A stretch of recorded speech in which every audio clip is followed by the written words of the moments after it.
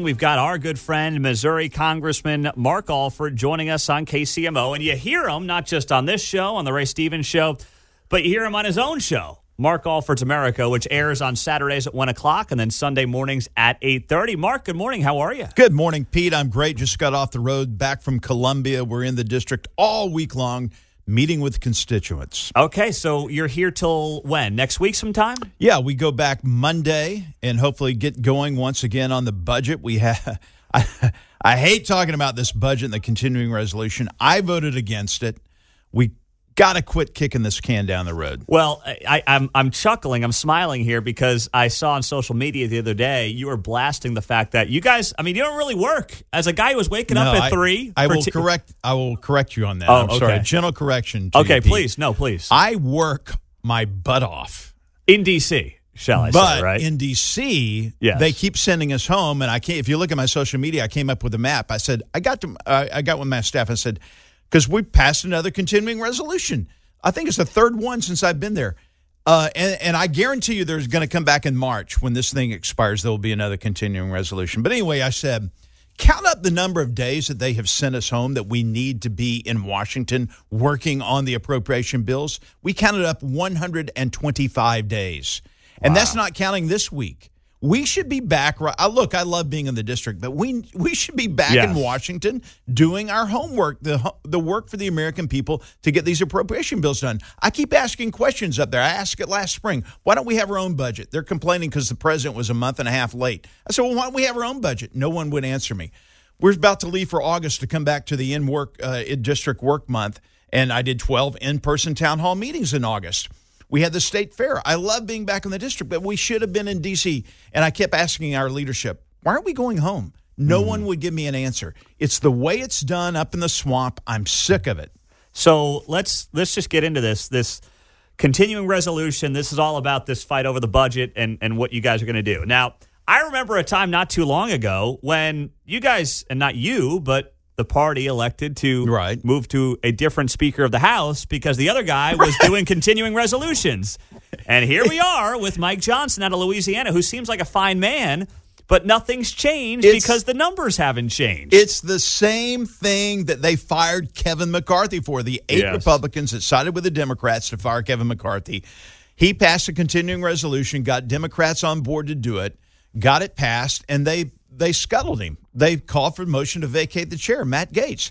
And yet here's what Johnson – now, they're giving Johnson a pass because he kind of got caught up in the middle of this whole system, and I think he's still trying to figure out the ropes. And here's the other thing, Pete, as I'm learning up there, as I'm peeling back the layers of this rotting onion basically in D.C., when controversial things happen like the FISA renewal, I know you guys have covered that, the National Defense Authorization Act, anything that's controversial they're going to have to get everyone on board for, it goes to what's called the four corners. 4 men who decide what's going to happen in America. Chuck Schumer, Mitch McConnell, Speaker Johnson, it was Speaker McCarthy, Speaker Johnson, and Hakeem Jeffries, the minority leader. They get in a room, and if 3 of them have to decide there has to be a 3 votes to move something forward. So Mike Johnson gets the same vote that Hakeem Jeffrey gets in the 4 corners.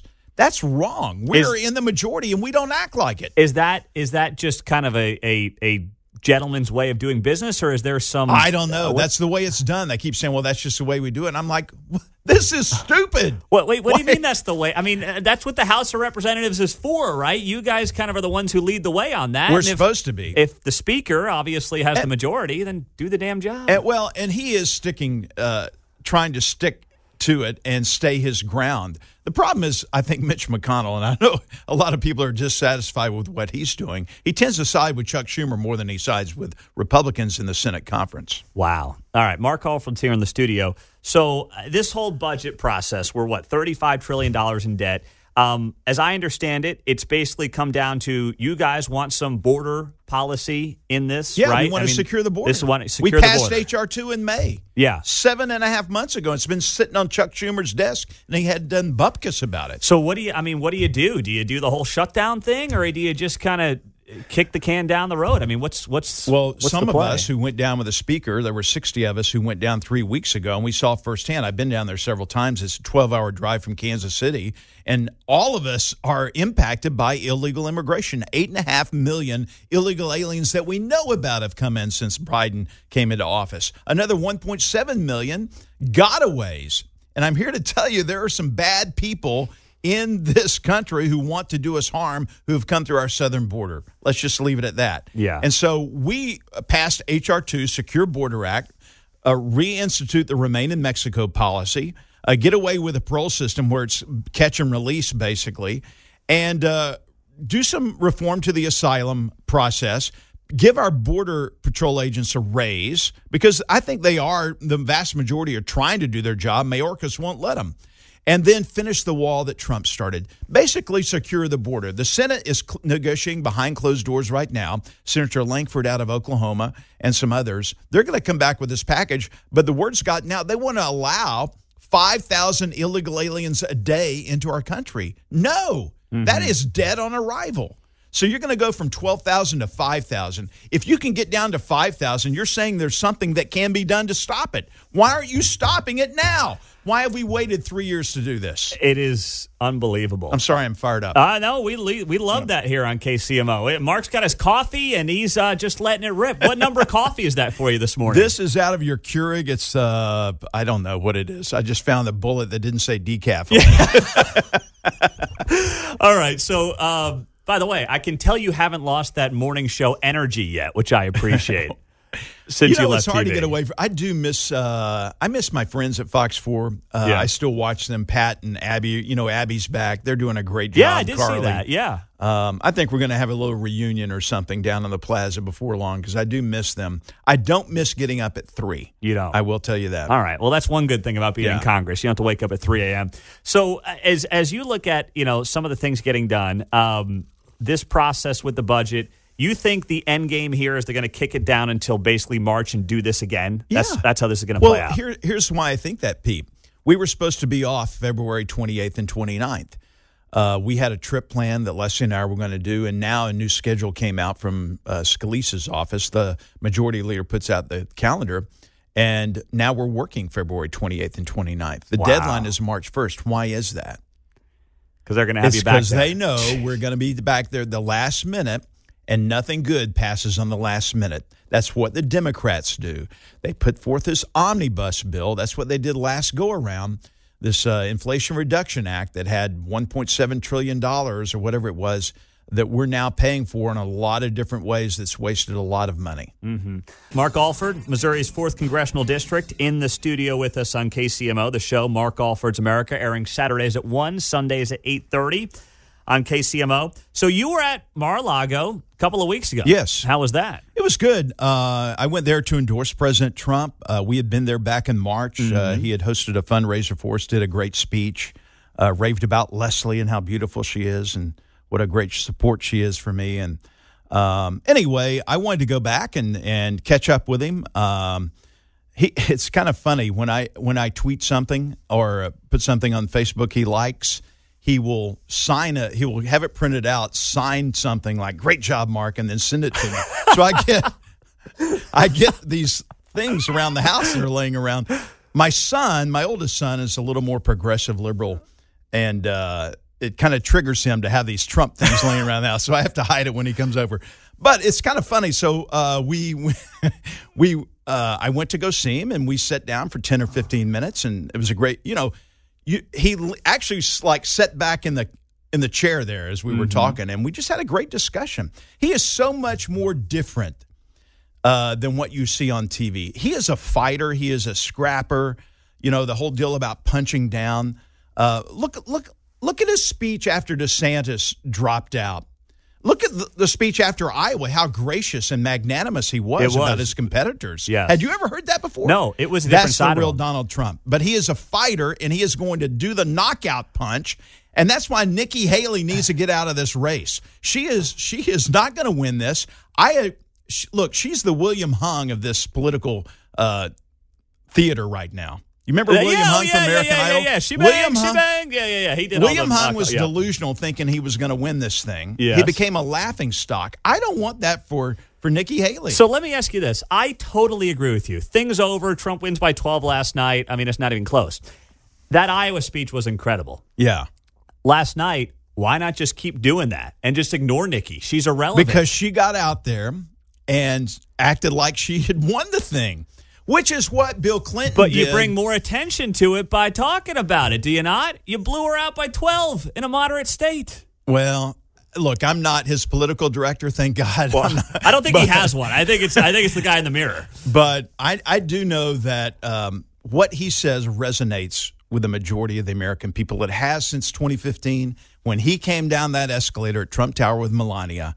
I thought this guy's going to be the next president. Everyone else was laughing about it. I'm not denying any of that. And look at what's happening now. I was watching last night on ABC, CBS, and all these other stations, and they're trying to psychoanalyze Trump. They know he's going to win, and reality's starting to set in. The only way he doesn't, he's the only reason he won't win in November. That's always been that way with Trump. I know. That's so true. So, by the way, what's it like? You mentioned your son leaning a little more progressive. Yeah. How is that around the house? It's not bad. Yeah, we respect each other's opinions. I we like always hearing have. That. I remember when Obama was running, and he wanted me to put up a Obama sign in the yard, and he had just turned 18 or something. I said, "Son, number one, I'm in news. I cannot do that. Yeah. Number two, I don't like Obama. Yeah. But when you own your own house, you can do what you want to." You know what's funny now, though? He was a big Bernie Sanders fan at one point. And now he's in real estate here in Kansas City. He's making some money. He's like, where's all this money going out of my paycheck? And I'm saying, this is what Bernie Sanders wants. See? Yes. And so Bernie can buy a third home. Or is he up to 3? I know he's got 2. I think he's got the 3 homes. But what I tell people is it's tough to be conservative unless you have something to conserve. And once you get that, you want to conserve and preserve it, not just for you, but for future generations. Yeah, that's so well said. I'm glad to hear that, though, because all we hear about now is how people of different political persuasions, in families, out of families, can't talk to each other. And it shouldn't be like that. It shouldn't be. We've lost that in America. That's what Mark Alford's America is about. I try to get people on. We've had Democrats on, trying to inspire people to greatness no matter where you are on the political spectrum. It's so true. Mark Alford is on KCMO, of course, Missouri's 4th Congressional District.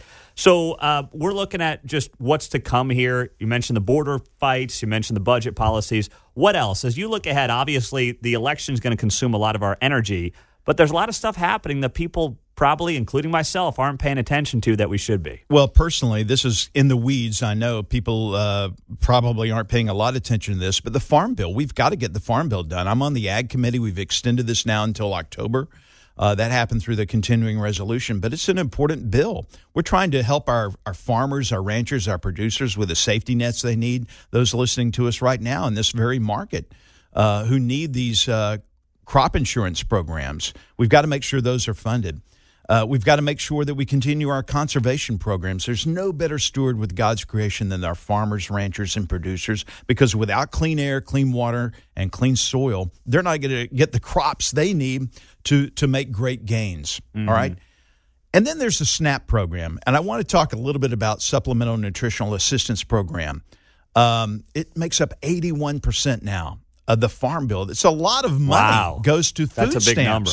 We've got to make sure the waste, abuse, of fraud, and errors are out of that. Pete, did you know that every day in America there are $34 million worth of overpayments on the SNAP program? Now, I'm here to tell you, I'm not looking to get rid of SNAP. It's a great program and also does some job training. We've got to make sure that the people who are truly needy in America, who are down on their luck, we give them a helping hand. We give them a life vest, and it doesn't turn into a lifestyle. That is so. I mean, I have a buddy who was on food stamps, out of work, fell on tough times, but he couldn't get off it. He literally was making phone call after phone call, and they were like, "Yeah, sure, we'll take you off it." Months went by. He kept getting check. He kept getting money. That's the problem. It is. I mean, that's the $34 million right there of overpayments. And I don't know how. I mean, how do you get rid of it? What do you do? Well, you need better auditing. The USDA, which we're over. They don't listen to us like they should, I think, because we're the oversight committee for the USDA. They've refused to set up this program that we mandated long before I got there, like 6 years ago, to where you could actually have accountability for different states in regions as to these overpayments. So someone living in Overland Park, they could conceivably get benefits in Kansas because they're doled out by the states, and then go across to Missouri and get benefits as well. Those are part of the overpayments. That happens, and there's not any national database really to make sure that people aren't getting or aren't double dipping. Can we take some of those 87,000 IRS agents and maybe shift them over to the USDA audit team or something? Well, I would like that, although under these the funding that we passed for Israel, $14.3 billion, that's how we're going to pay for that. That's another thing that Chuck Schumer's sitting on that he refuses to do. They want to make it out like we don't want to fund Israel. No, it's Chuck Schumer. He doesn't want. We've got to have a pay-fors in our budget. If you're going to, when you are $34 trillion in debt, you take in $5 trillion, you spend $7.5 trillion every year, you got to have a pay-for, a way to pay for things, and that's the way we want to pay for Israel's defense. Seems to me, too, big part of this is winning back the Senate this fall, huh? We've got to win back the Senate, and I'm fairly confident we are. I'm a little worried about the House right now, especially in some of these districts up in New York where they won in Biden districts. Yeah. But you know what? I feel great about America right now.